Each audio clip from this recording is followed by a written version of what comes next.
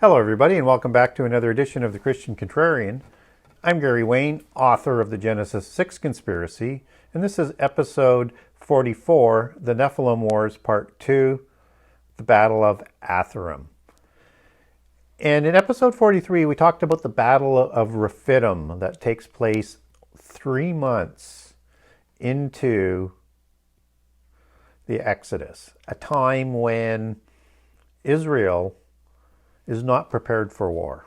They've been imprisoned, enslaved, poorly treated as a nation that was growing in Egypt before the Exodus. Fed fat on polytheism, one presumes, being immersed within one of the great polytheist centers of the early post-Diluvian world, and one of the greatest empires of all time. After breaking the bonds of Egypt, and even though there were so many miracles provided by God through Moses to have faith that God would protect them, when Israel came out of the land of Egypt and they sent their spies into the land of Canaan, and the report came back, and then embellished by some of the disloyal spies, that they had too much fear and were not yet ready to take on the hybrids and the giants and the powerful military states, cities that are dwelling amongst walls that reach up into heaven, as Deuteronomy 1 describes it and reaffirms the details of the legitimate part of the reporting that comes out of the scouting report, as opposed to the embellished part of the disloyal spies. But they do not have enough faith yet. It has not had long enough to be forged to continue into that land, and they're going to march into the desert. And at the Battle of Rephidim, they take on the Amalekites, and except for God helping them, holding as a sign of God's help, if they can hold Moses' arms up long enough, they'll win the battle. And so this is the collection of people that are going to go to the desert to train in the military, to prepare for battles. But more importantly, and one of the main lessons of the Battle of Athariym today, is that they're going to have to rely on God and have faith in God if they're going to pull the campaign off. And so this is sort of the setting of the table for what is going to come afterwards and what they're preparing for. And so during the campaigns that are going to follow, campaigns that I would say that the church should spend a lot more time on to explain every battle and who the peoples are, because these battles, these campaigns that Israel is going to set out on 40 years after being in the desert, are teeming with details of the true history and of the people who were waiting in ambush to ensure Israel didn't reach their destiny of producing the Messiah. Just as the Battle of Rephidim, as we talked about, was all about in the last edition in episode 43. So that the Messiah wouldn't come, so that humankind couldn't be raised in the future time to be equal with angels and to judge those who committed the crimes against humanity throughout the epoch of Adam. And it's important to understand this so that we truly understand who we fight against. Because it's not just a battle that we're fighting on earth, even though these are the representatives and the followers of Satan and the fallen angels, but also the gods that they pray to, that they align themselves with, are the invisible ones that we must also fight. And so this is not just a fight against earthly ones, but also the heavenly ones and the invisible ones.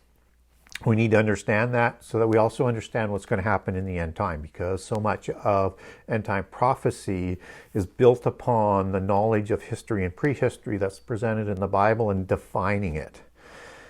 And so is the case with the Battle of Athariym. And so it's important to understand these details.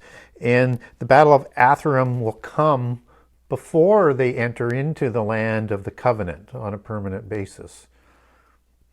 And it comes before the Eastern campaign, and it comes before the Central campaign, and it comes before the Southern campaign, and it comes before the Northern campaign and the Mountain campaign. And this is going to last a generation, and they're still not going to get it all done, even with the help of God. But with the ongoing life of perpetual war and what that takes for faith, that we have no understanding of what they went through to continue on this, it is a set of campaigns and wars that we need to get our heads around. That in a time when they were all alone in the world, is the only island of monotheism that's just been really rebirthed back in through Abraham and then into a nation, and surrounded in an ocean of nations of all polytheists ruled by giants and hybrid giants. This is what they're taking on. And essentially that's what we're going to be taking on in the end time. So it's important to understand this and how much faith it takes, because we're going to need that kind of faith when we see the delusions coming at us in the end time. So much so that it will deceive the elect if that were possible. And Jesus tells us, indeed, that is possible and will happen. So we will have to rely on Scripture and be well suited with our suit of armor, our armor of God, to understand the times and what is going on so that we're not going to be deceived. So on to the Battle of Athariym. And again, as I mentioned, this happens before the Eastern campaign.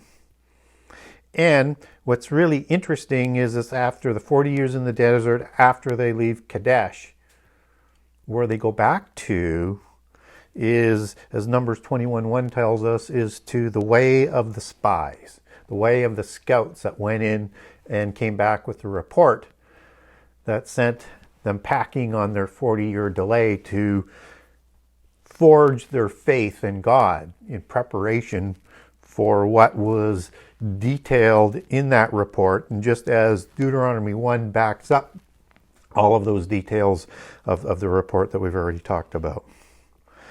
And they march up to the Way of Spies, which is very, very close to Hebron, where the Anakim kings were, with Ahiman and Sheshai and Talmai. And this is kind of like a test for Israel, so that God understands whether or not they have the faith to move forward to complete their commission. So they go back to the place where they murmured and refused to enter into the land at that time. And this is the land, as you recall, and I've talked about, where the land of the hybrids of the Anakim and the Malakim and the Horim and the Edomites, who produced the Amalekites that they fought at Rephidim. And as they're marching out there, King Arad of the Canaanites hears about them, and he takes himself and his army that is from the cities that he rules over out into the region where Israel is at the Way of the Spies. And Arad is a very interesting individual. And that's the Hebrew word of the same spelling, 6166, which means fugitive, and also a place of a royal city of Canaanites. So it's part of the larger, greater Canaanite system and cities of domination. And this is a royal city. And we'll be talking more about royal cities as we go through some of these campaigns. And a royal city is kind of the center of a pentapolis that we'll talk about in a couple of minutes. But Arad has some interesting meanings and connections that we need to understand that sort of verifies the bloodline of these Rephaim and Anakim and Horim and Amalekim and on and on and on with all of these different names, and answers some questions which solidifies our understanding of Genesis 10 and the families of the Canaanites, who we've talked about in the past as being hybrids. And this is one of those connections. And so Josephus, he talks about Arad as being Arudius, as he's listed, of the Arvadites. And of course, the Arvadites are part of the families of Canaan. And Arud, A-R-U-D, of the ES, which is sort of a Greek sort of add-on to the name, that's essentially the same word as Arad, but he connects them to the Arvadites. And so we're talking about a bloodline of Arad here. And Arad is patrial and patronymic. So King Arad is patrial of a city named Arad, and there are other cities named Arad as well that we'll talk about, at least one other one, and patronymic of the original Arad, a Rephaim. And Rephaim, who is the patriarch of at least one of the tribes of the families that have no patriarch listed, this one being the Arvadites. And in the Septuagint, we have Arvad as being Arad as well. Not listed as Arvad, but in the Greek again, just as Arudius, which is a very similar spelling on A-R-U-D to A-R-A-D, they're listed as Arad in the Septuagint as the Greeks understand who these people were. And this is a very famous king and warrior of the Rephaim whom cities are named after. That's the patrial aspect as opposed to the bloodline, which is the patronymic sort of aspect of it. And Arad is one of the 5 cities of the Pentapolis of the Phoenician city-states. Even though there's more than just Arvadites within Phoenicia, the Arvadites were one of those tribes. And one of their cities, actually 2 of their cities, made up 2 of the major pieces to the Phoenician Empire that King Hiram comes from, and the king of Tyre and Tyrus. And it was a very, very powerful nation that was not conquered by Israel and are there to test Israel after the conquest and the faith, and continued to do so right through the age of the judges and into the time of King David and King Saul. And so you have Arad as being patrial for the city that's up in the Pentapolis of Tyre, and also the king of Arad and patrial of Arad's city that king of Arad is from in the time of the conquest and the Exodus and the battle that happens at Athariym. And this Aradian patronymic name is passed down through history. And what's also interesting about that is, and not that we can take this as the fact, but if you've ever read Lewis Ginsburg's Legends of the Bible, which tells some details and about many of the things that happen in the Old Testament, although we can't take it as gospel, he suggests that, or the legend suggests that Ginsburg recorded that Arad was another name for Sihon, who was a Rephaim. So I'm not convinced that that is the case, but I do think he was probably one of the original Rephaim. Just as Arba was the patriarch for the Anakim, Arad would have been perhaps a patriarch for a whole tribe of Rephaim as well as creating hybrids, just as the Anakim also created hybrids from Arba. And so Arad is a royal city, a city that is the center of the Pentapolis, and a Rephaim city where kings ruled from within the whole land of Canaan and outside the land of Canaan. It's the way things were set up in the Rephaim world order of that time. And other cities of the Pentapolis of Arad would have been cities like Libnah or Abdullan.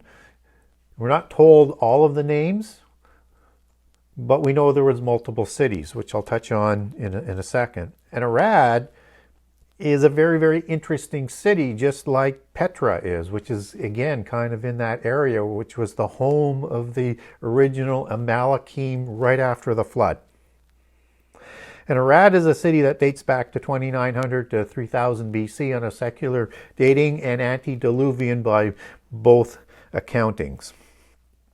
So this is a city of the Nephilim before. And typically, just as Nimrod did, they renaissanced or renovated the ancient cities that weren't left underwater after the floodwaters received and continued to live on those same cities. So whether or not it's Ur or Uruk in Sumeria, Jericho, all of those cities were built before the flood and were renovated by Rephaim kings and kings like Nimrod after the flood. And it's a royal city. And Arad, when he spots or he receives reports of Israel coming back up to the way of the spies, to Athariym. And spies is the word Athariym, and it's a place. And it's going to be called Horma after the battle, but this is the way of the spies, Athariym, and that's where I get the name from. And that's recorded in Numbers 21:1, where it has the way of the spies. You take that back to Hebrew, and it's Athariym.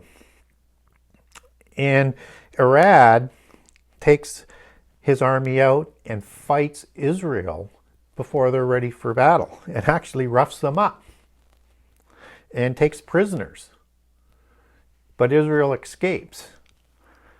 And what happens is that Israel then, as a collective group, call on the word of God, call on help, call on him to deliver them from the Canaanites led by the Aradian Rephaim king.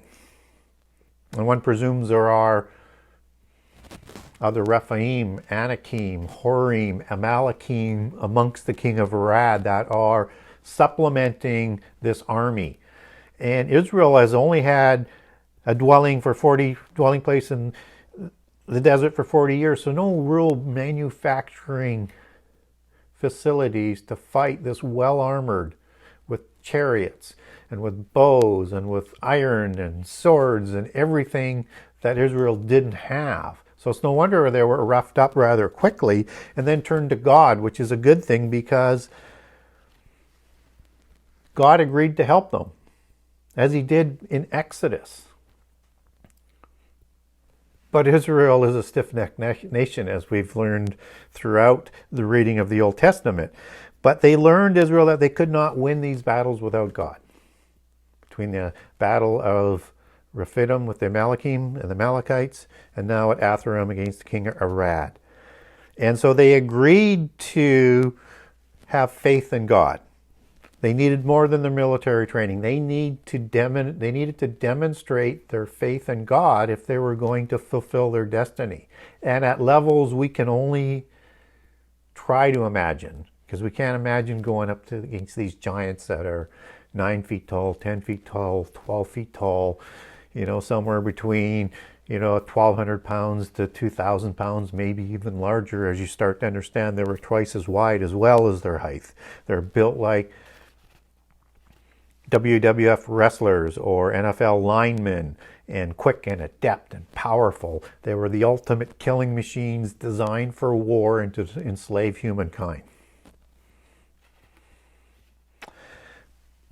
So God does help Israel, and they go back and they fight against the king of Arad, and they do exactly what God tells them to do. And God delivers what he had promised to do, to fight for them and to help them in these wars. And if you remember back in Exodus, in your readings, that in Exodus 23:28, God promises Israel that he will send hornets, swarms of hornets, to help Israel, to drive the armies and the giants into confusion, to deliver them up, to send them running, to kill them, to make them easy prey for the much smaller and not nearly as well armed Israelites. And we get the hornets delivering on that in Deuteronomy 7:20 and Joshua 24:12.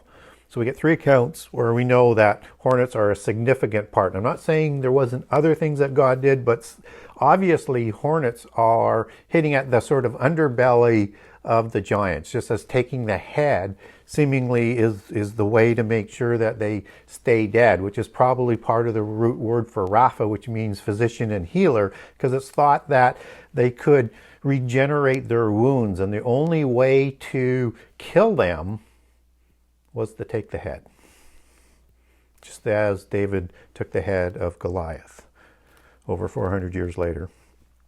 And so this is the battle that was going on at Athariym. And God delivered them, and Israel in return slaughtered the Rephaim that were with King Arad, and killed King Arad, and killed the hybrid army as well. And they destroyed all of their cities, multiple cities of King Arad, a Pentapolis. And the cities always had a mice network, something we'll talk about probably when we talk about the Philistines, was a network of villages also associated with the Athariym as well as the Philistines, that was a network of defense and offense for war. And they destroyed all of those in southern Canaan, close to Hebron and close to Petra. And what this does is it sets an example for what's going to happen in the future. That if Israel has faith and they don't tire and they don't grumble, then God will help them. But if they backslide, they're going to lose battles.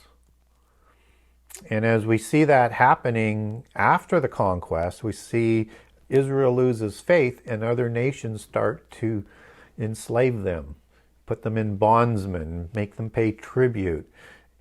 All because they backslide into worshiping other gods and don't have faith in God and don't do what God has told them to do. So it's always more than just the battle in front of you. It's continuing to try, even though we'll fall short, but continuing to try to do what God wants us to do all of the time. And that's what God wants, is us to always try. And that's what Israel is learning here. And so we've talked about two battles, and they haven't even crossed into the land of the covenant yet. But we do get the example, and Israel, after 40 years of forging their faith and preparing for battle, are now battle tested. And Moses and Joshua will lead them to many, many victories, particularly Joshua after Moses dies. But what's also really kind of interesting is that Israel doesn't continue north into the land of the covenant, into the area where the Philistines would be just to the east of them, and into the land of the Anakim that were talked about in Numbers 13, even though they're very close to Hebron. But this is the land of the giants.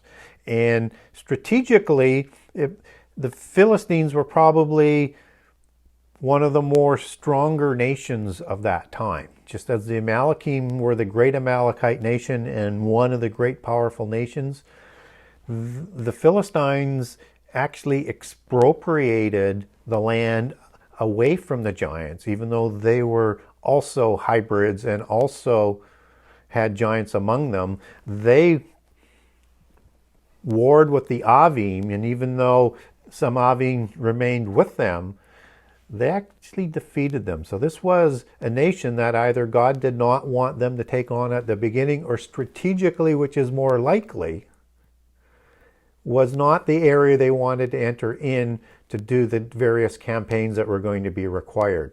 So instead of going right into the land of the covenant, after this great victory, they are now on another exodus. And probably a longer sized exodus with way more people and way more people to feed and to manage than at the original time of the Exodus. And so they're going to go by the way of the Red Sea and to the south and to the east, and they're not told to war with Edom as they pass through, or Ammon or Jordan. And they're heading right up on the east side, going northwards towards the land of the Midianites, who also have a pentapolis of cities that we're going to talk about in part 3 of the Nephilim Wars. And they're going to take on King Sihon first and King Og second, which is what I call the Eastern Campaign. And this is a battle that makes, or a campaign that makes, the Battle of Athariym, and combined with Rephidim, makes those two battles combined small by comparison to what they're about to take on as they go up north to meet King Sihon and Og and the 5 Midianite kings. And it's nothing to what they're going to compare when they move across the Jordan into the central campaign, and then into the southern campaign, and then into the northern campaign. And then after all of that, they have to do a mountain campaign where so many of the giants would have fled to. And this is going to last all of the rest of Joshua's lifetime. And Moses will not live into the crossing of the Jordan River. So this is perpetual war. And now they're on a long march up to the region of Bashan and Astaroth and the home of the Baalim and Mount Hermon, and into the nest of the original Rephaim, who are allied with the Midianites, who, like the Amalekim, through a consort of Abraham, also have an axe to grind, so to speak, against Israel, and skin in the game, so to speak, as well, to use another metaphor, because just as the Amalekim were trying to wipe out the Israelites to usurp the blessings that Esau did not receive as being descendants of Esau, and the Messianic blessing and the birthright and the blessing. So you got those three packages, the blessings, the birthright, and the Messianic blessing, that they're trying to usurp to gain control of the earth and present their dragon Messiah for Satan. And now it's going to be, when we talk about in the next battle in the Eastern Campaign with the Midianites, that's going to come back into play. So if you're interested in some of the details as to the Nephilim Wars, I do have a document on this for the Battle of Athariym, just as I do have one on the Battle of Rephidim that was in episode 43. So you can get a hold of me if you want that at the Genesis 6 Conspiracy, at the Genesis 6 Conspiracy.com, and that's the Genesis 6 Conspiracy with the number 6 Conspiracy, and or through my email, genesis6conspiracy@gmail.com, which is also the same email contact on the website. If you want the documents, or if you want some past documents, or if you have any questions, probably the best way to get a hold of me, as I'm only on Facebook right now. On my other social media, and I'm looking to see where things are going to settle out before I start to say where I'm going to spend time on the internet social platforms. And I'm hoping over the next month or two that becomes a little bit more clear to me. I'm getting lots of suggestions, but it's still not clear to me where we're going to have sort of enough audience. And so I've only maintained Facebook because I do still want to have some contact, but I do intend to continue on social media. So I'm not going to be gone. And also, in case people are wondering, I've talked about quite a bit about the second Exodus book. I've put that aside, and I've been working very hard because it's just seemingly what I'm sort of need to be doing is to do the sequel to the Genesis 6 conspiracy. So I'll be talking a little bit more about that as the chapters are just rolling off and filling in a lot more of the information in terms of prehistory and prophecy and the details from the biblical argument that is completely designed for a Christian audience. So I'm hoping to have that optimistically by the end of the year because it's moving very, very well. So until next time, may God bless you abundantly. And we'll see you in a couple of weeks. Thank you.